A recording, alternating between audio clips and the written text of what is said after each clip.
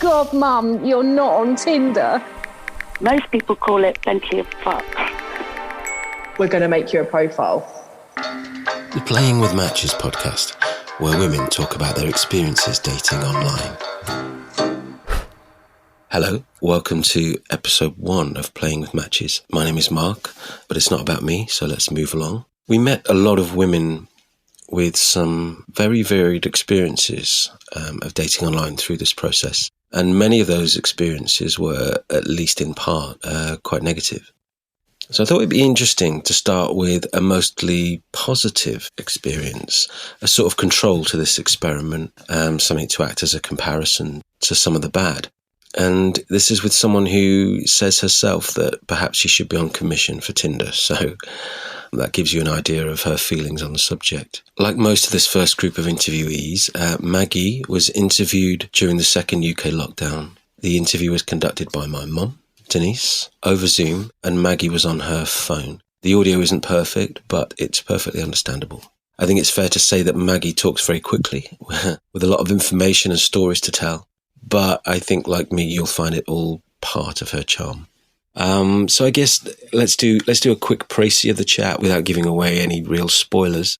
Her daughter put her onto Tinder after the breakdown of Maggie's marriage, and in her own words, it became a lifesaver. During the lockdown, she had a group of men that she talked to daily, almost like a harem, if that's not an offensive thing to say. I certainly mean it lightheartedly. Throughout the lockdown, she would say good morning and good night to them and interact with them throughout the day. And in fact, you can hear notification beeps at times in the interview, and at least some of those were from her men. And she mentions that once, I believe. I think this is a very funny and endearing chat. Although, like all of these, you'll only hear one side of the conversation, as the whole concept is women telling you their stories. Bearing that in mind, I'll let Maggie tell you all about it. I'll be back with a quick sign-off at the end. So, take it away, Maggie. It's been a lifesaver for me. Absolutely amazing. I was going through terrible divorce during the pandemic. And then just before Christmas, I decided my daughter had put me on Tinder. When my husband had an affair, she thought it'd be a good idea to put mum straight on there. Well, that's what teenagers do, isn't it? And I didn't look. And then it was just before Christmas and I was bored and living by myself. And I thought, going through my phone, I thought, oh, let's have a look. And yeah, just now I'm addicted. They will have to set up a special Betty Ford clinic at the end of all this just to get me off. They'll make an absolute fortune. It's the first thing you reach for in the morning is your telephone. It's really pathetic, but I'm still breathing. Yeah, I'm not in a heap in the corner of the floor with a bottle of wine or something. And it makes me feel young. It's been a life experience. It really has been life-changing. Met some really, really awesome people. Absolutely fantastic characters. I've got mentors there. I've got just amazing people. I mean, it's been crap as well. I mean, you get your trolls and everything else, but you have to go in there with an open mind. I thought I was normal until I went on Tinder.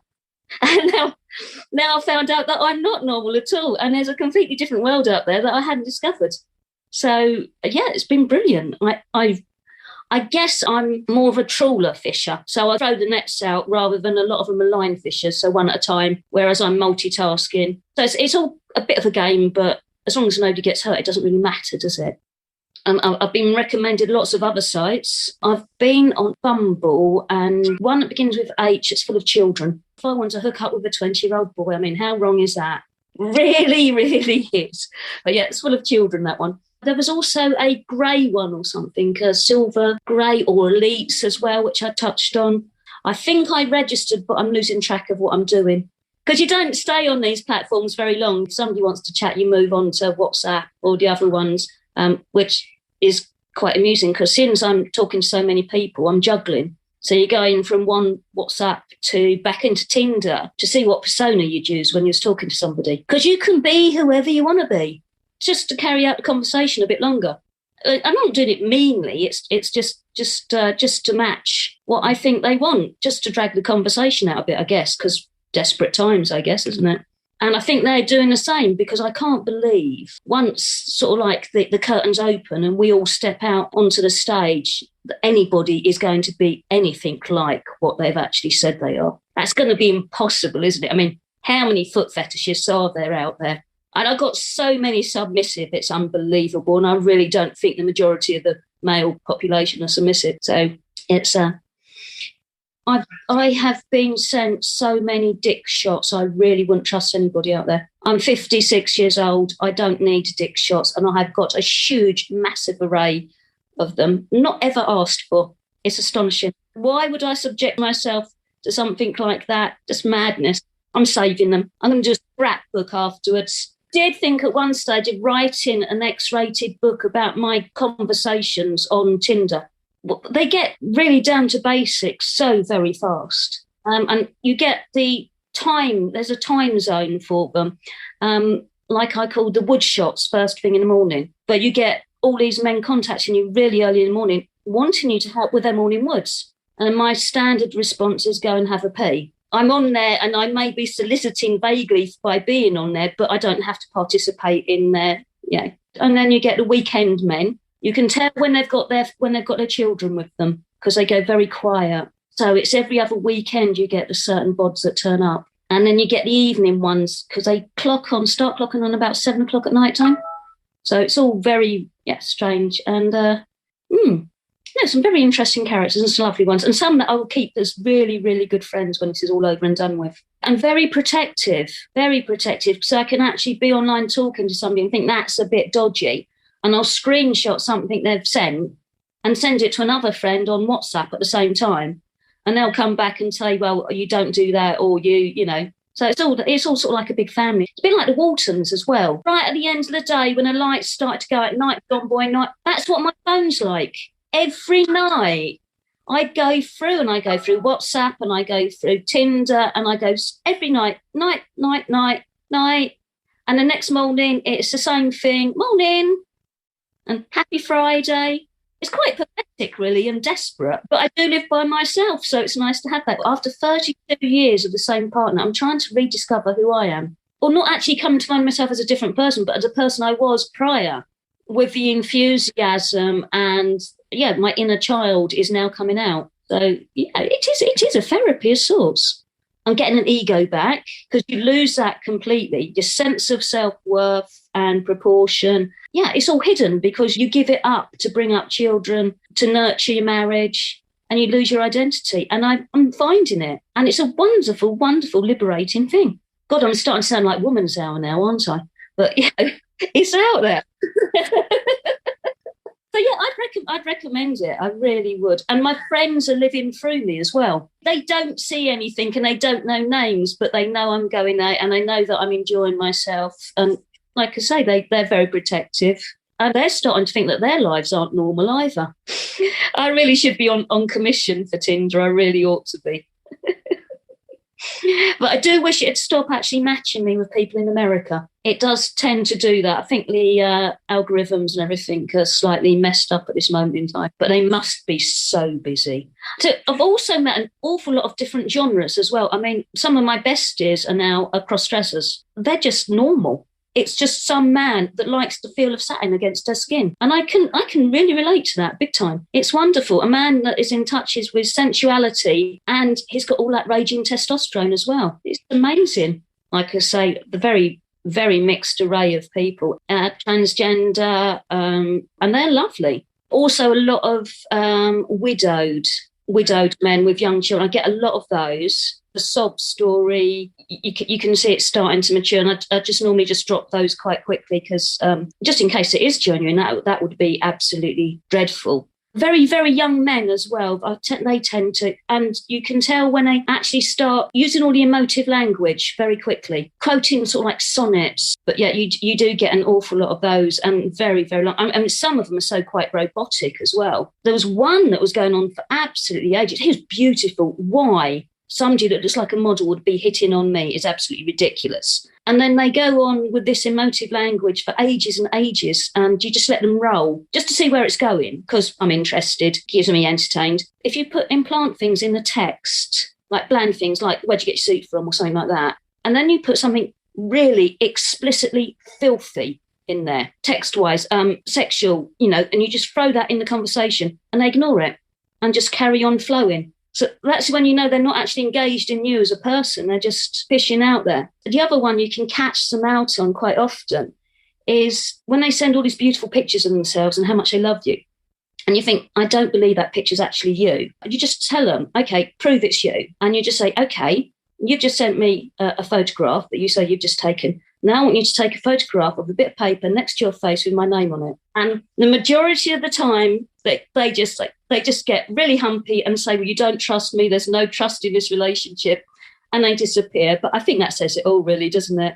But no, most of them actually look like their profile page. I've been very lucky with that. But I have heard of the people where they've been using profile pictures which are way out of date and 6 stone heavier than what they actually should be. Happens more to men, from what I can gather. I must admit, some of them haven't weathered quite as well. But then all photographs look better, don't they? Because you can choose which photograph you put on. And I think they've got so many filters out there, haven't they? But then again, some of these profile pictures, do they not look in the mirror? Oh, my God, it's absolutely astonishing. I don't know why they do it. And they seem to like the fact that, apparently women like to see men eating and drinking. They've always got something shoved in their mouth or a glass in their hand. And I'm not quite sure it's supposed to be the hunter-gatherer thing or what. All very odd. I've been out on walks, socially distant walks, met 2 different blokes at the coffee station at Oxford. Another one who actually I class as my mentor and probably my bestie.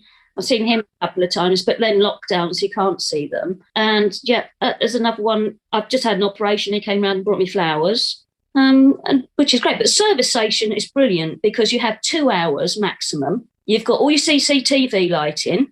I go there to charge my car because it's electric, and you get a buzzer go off when your car's nearly charged, so you have to go and move your car, which is ideal opportunity to leg it if you really need to, because you have to think about these things.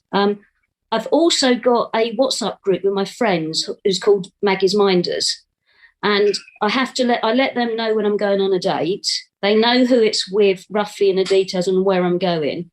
And they all start ringing me about an hour after I've gone. So it's all really sweet and lovely. And I can't see anything progressing massively because you've still got that barrier, haven't you? It's all make pretend at the moment, and we've all actually got to come out and take the masks off and take the makeup off, get out of the dressing up box and go back to reality. So it's going to be a shock. So it'd be lovely if something did come of it. Who knows? But I'm not in there. That's not the end game. It really isn't the end game. It's been brilliant. It has. I'm starting to wonder, where is my life going after my children have grown up and left home and the husband's still working? I'm just sitting there thinking, well, I gave up my life for this. I stopped working for all this. Am I just being put out now in the fields of grass and that's it? God, I'm popular, aren't I? I must admit, one of the profile pictures I put on there was a little bit provocative. I knew it was going to be. I put a pair of red stiletto shoes or platform shoes on there. And I knew it would garner a reaction. I wasn't quite expecting such a massive reaction, where I thought it should actually have its own profile page, these shoes. It has had so many hits. It's, why? They're not talking to me, they're talking to the shoes. But fair enough, it's another angle, isn't it? It's all good for my ego, which is getting hugely inflated now. Like I say, Tinder saved my life. Sing its praises always. I know it gets some bad press, but not for me. I think people think it's all hookups, don't they, really? And I think a lot of it is, but at this moment in time, I think the hookups are all in everybody's minds. It's all make pretend, and because people can actually make pretend and they know they're probably not going to be seeing anybody, then it makes it easier to actually pretend to be a fantasy, doesn't it? And nobody gets hurt, and everybody's, as happy as can be, I imagine. I mean, I could tell you the pornographic ones, but I'm not going to go there. No, I did actually. I will tell you one story. There was one chap who was a submissive, and I was talking to somebody else on WhatsApp, and I thought, okay, I'll play along with this for a little while.